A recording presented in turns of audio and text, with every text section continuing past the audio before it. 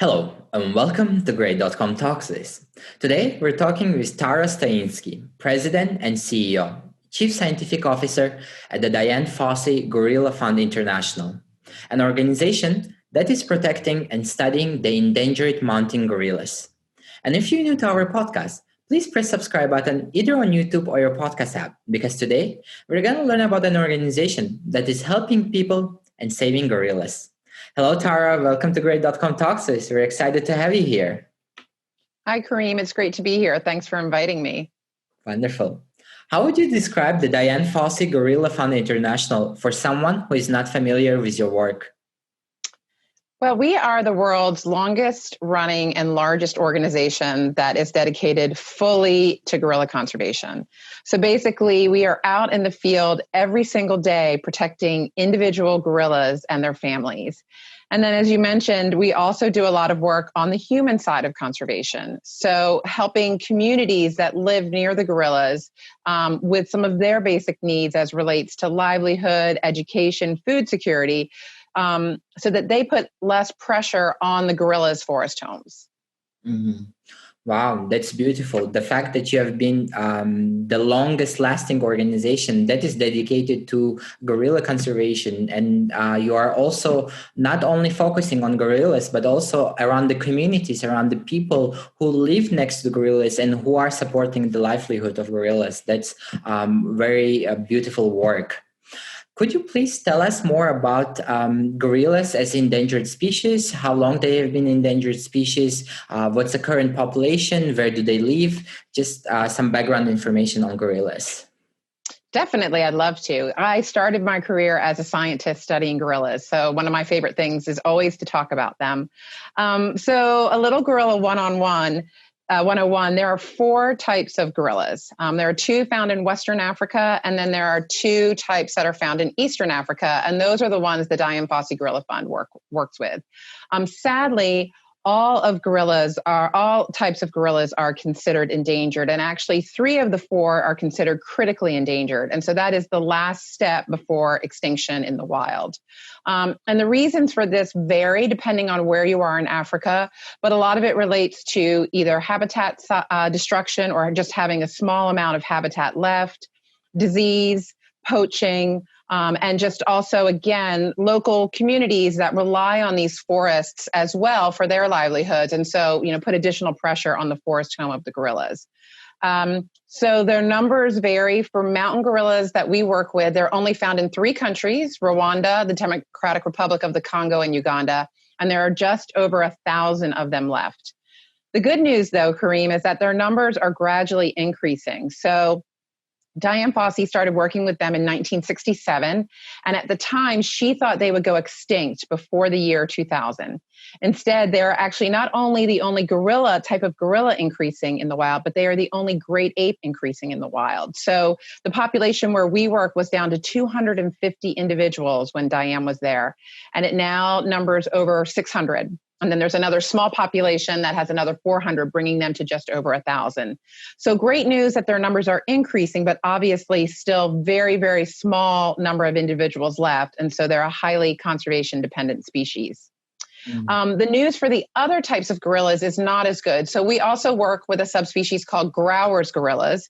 They are found just over the border from Rwanda. They live only in the Democratic Republic of the Congo. We estimate that there's about 3,500 of them left. But what's very disturbing is that we've lost over 80% of them in the last 25 years. So their numbers are crashing, which is why we expanded our work from working with just mountain gorillas to the Growers gorillas to hopefully help reverse the tide for them the way that we've been able to help do with mountain gorillas. Mm-hmm. It's very sad that all species of gorillas are endangered, but the fact that there's also good news. The fact that when Diane Fossey started her work, there were only 250 mountain gorillas, and now with the work that you and your organization do on conservations, the number of them have grown to 600, and now you are able to take that best practice that you reached by while protecting mountain gorillas, and now you are implementing it into protecting different gorillas and sharing the knowledge and building better conditions for them. You mentioned several reasons why gorillas have become extinct, and dependency of the people that live in those forests. But what are some changes that have been made in the areas that you and your organizations are working, where mountain gorillas are, that enable them to increase the population? That's a great question. And again, our model of conservation is really what we call a people-centered model. So we really feel that for gorillas and wildlife to thrive, the people have to benefit as well. And so in Rwanda, all of the gorillas there live in a national park. So they all have some level of protection. And the communities around the park are very engaged in their conservation. There's actually a revenue sharing scheme that has been set up by the government of Rwanda. So tourists can come and see the gorillas, and 10% of what they pay to see the gorillas then gets shared with the local communities for them to work on, building infrastructure, other things that they need. So there's a real direct benefit of the gorillas themselves to local communities, and they've really become active partners in their conservation. Where we work in Congo, it's a very different story, where most of the gorillas do not live in national parks. Most of them do not have any formal protection. And so there, our work with local communities really is helping them to set up community-based reserves. And just about a week ago on Earth Day, we announced that a 1,300 square kilometer area in Congo that we've been working with local communities to protect is now officially recognized by the Congolese government. So what before an area that had no formal protection now is protected, not just for Grauer's gorillas, but all of the incredible biodiversity that lives there. And then for the human communities that depend on this forest for their food and their livelihoods. So communities are definitely an active part of conservation, and we're very excited to work alongside them to conserve their natural biodiversity. Mm-hmm.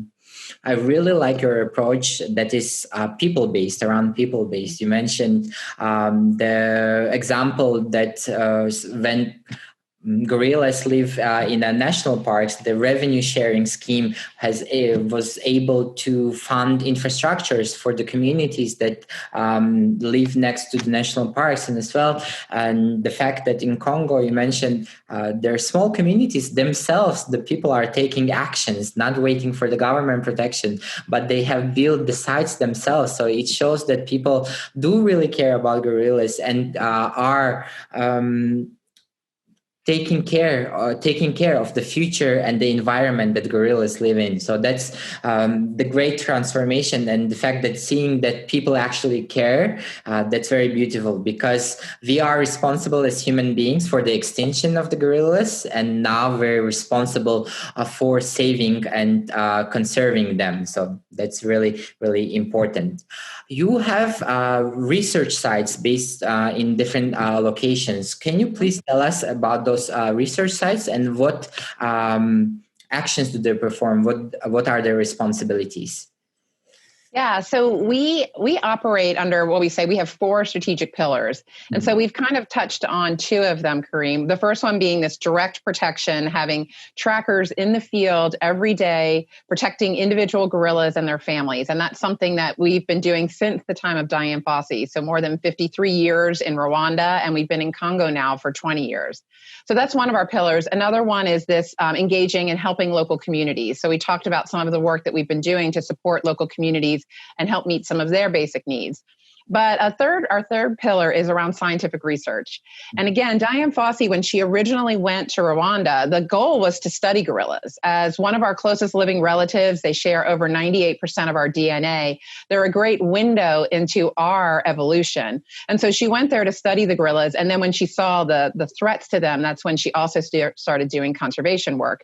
But we've been studying them ever since. So we now in Rwanda have studied more than 6 generations of gorillas. And a lot of what is known about gorillas has come from the research that has been done and was started by Dian Fossey. And I always think one of her biggest legacies is that when she went there, the image of the gorilla was King Kong, ferocious beast, like, this guy behind me that you see here, that's a silverback beating his chest, which is one of the iconic gorilla displays, male gorilla displays. But what she really was able to show through getting to know them as individuals, from studying their family structure, is that they're incredibly gentle by nature.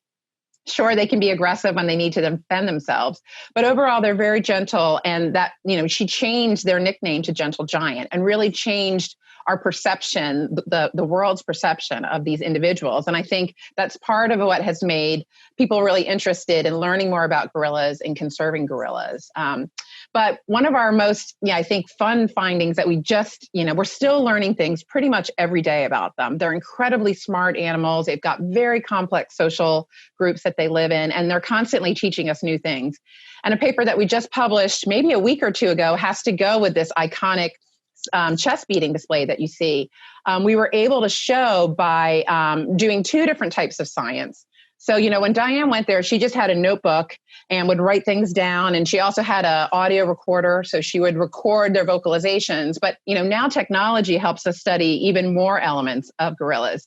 So a study we recently published, we recorded these chest beats so we could look at how, what the frequency of them was. And at the same time, we use a special camera to take pictures of the gorillas that enable us to measure how big they are. You think about it, if you want to know how big a gorilla is, it's really difficult. They're not going to come and stand against the wall against a height chart and let you see. So we have a specialized camera that we can take photos, and then back in the lab on a computer, we can actually measure how big gorillas are.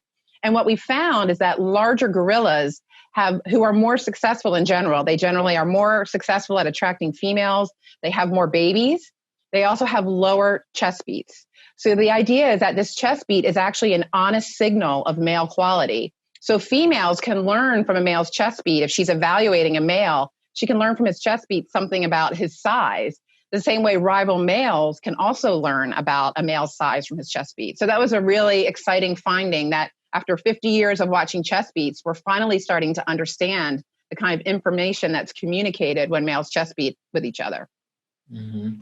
The fact that Diane Fossey was able to achieve such a progress in studying gorillas is wonderful, and you guys have dedicated over 50 years to scientific research of the gorillas, and the image of the gorillas that you mentioned from being aggressive now is changed due to the scientific research that you were able to do to the gentle gorillas, and the fun research, the fun facts that you mentioned about having doing the less chest bumps, it indicates that they are more attractive and they can have more babies. So you mentioned, we share the DNA. It's very 98% similarity, and they're very important to study evolution. And the fact that you were able to study 6 generations of gorillas, it's beautiful, because as our people like, we know 2 to 3 generations mostly of our grandparents, but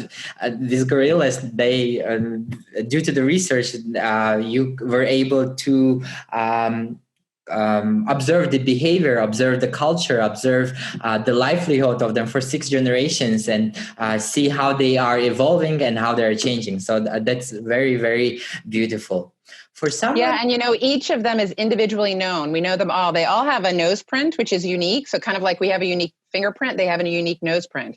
So they all have names. We know them all. And it is really interesting when you have 6 generations of data, you can start to look at, what does make certain males successful or certain females successful. We can see similarities in personality. They all have individual personalities, but Titus was one of our most gentle gorillas. He was a dominant silverback, and his sons have, a similar personality type. So it is fascinating when you know multiple generations, just as in people. We can see how family members will share characteristics. It's the same thing in gorillas.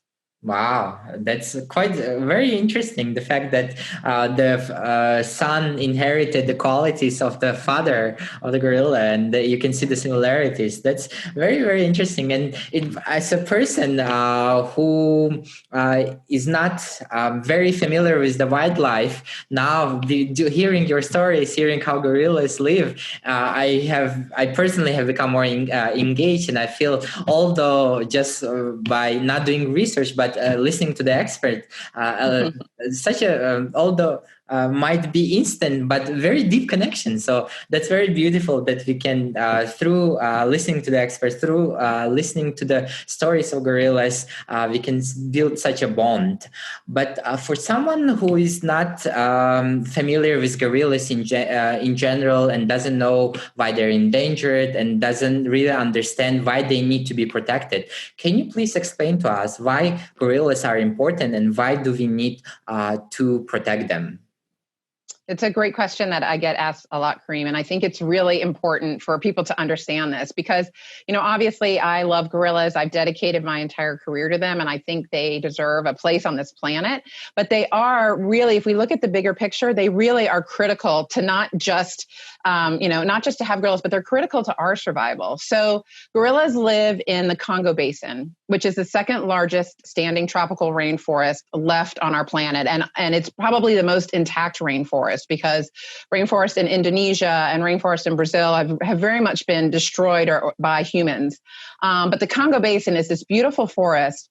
And as a tropical rainforest, it acts as one of our best defenses against climate change. Because what do trees do? They take in carbon dioxide, which is a greenhouse gas, and they let out oxygen. So these forests are literally the lungs of our planet and one of our solutions for our own survival when it comes to climate change.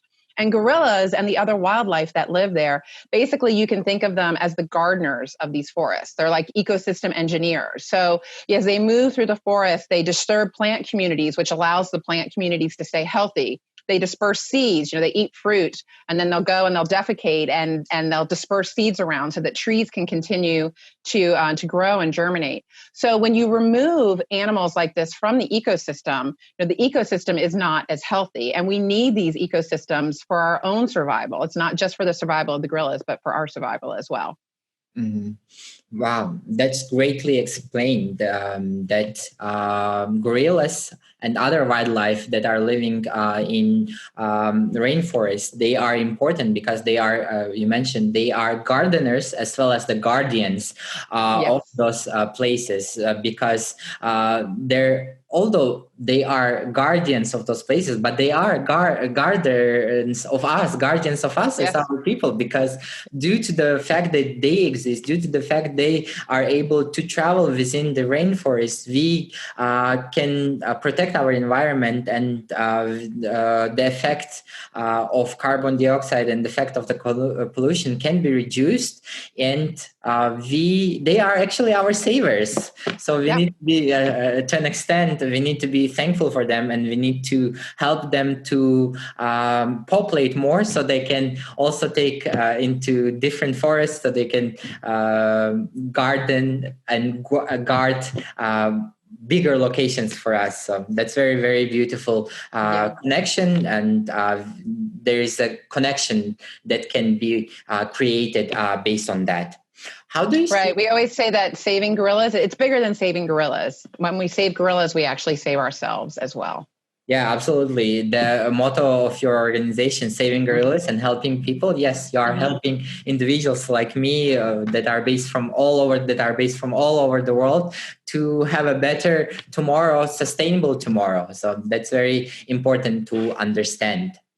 What do you see the future of the gorillas being in the next 10 to 15 years? Do you see more conservation work being done? Do you see their population expanding?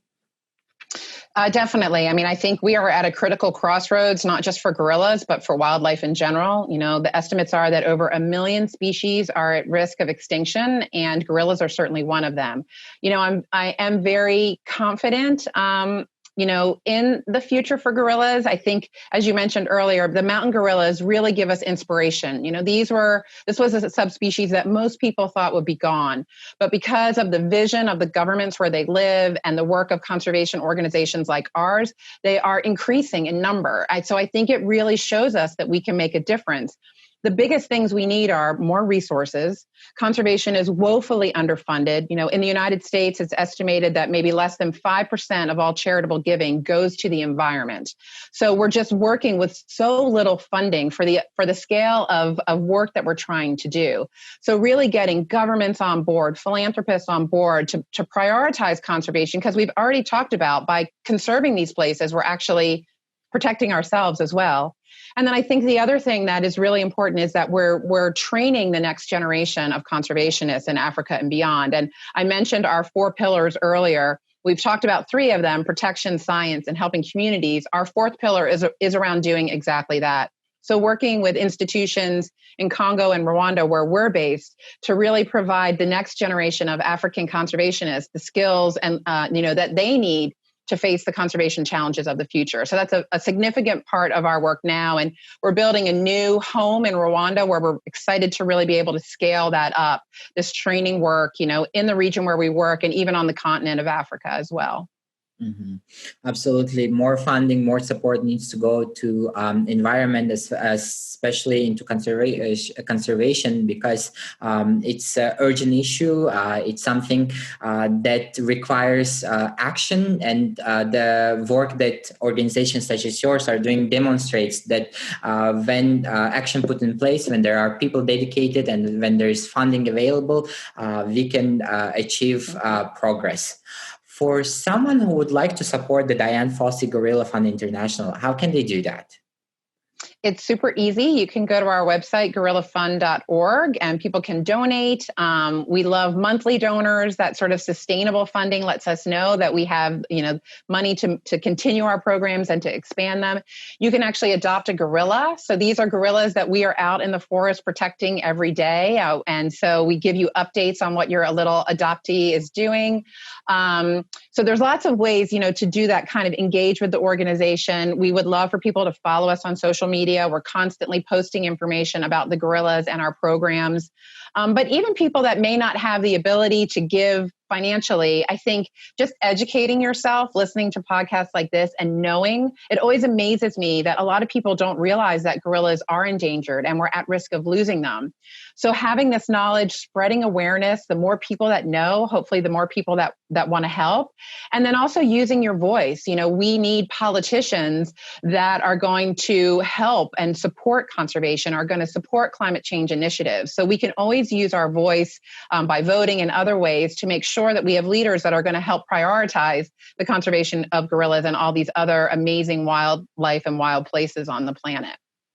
Absolutely. For your listening and viewing, the link to the gorillafund.org will be provided in the description. So you can go to the website and familiarize yourself with the great work Tara and her team are doing. And also, if you'd like to adopt a gorilla and understand how gorillas live and engage into their livelihood, you can do that. And you also can make a financial contribution to support and help to save gorillas. Thank you so much, Tara. It was wonderful to get to know you and the great work you and your organization are doing in saving gorillas. Thank you so much again, Kareem, for having me.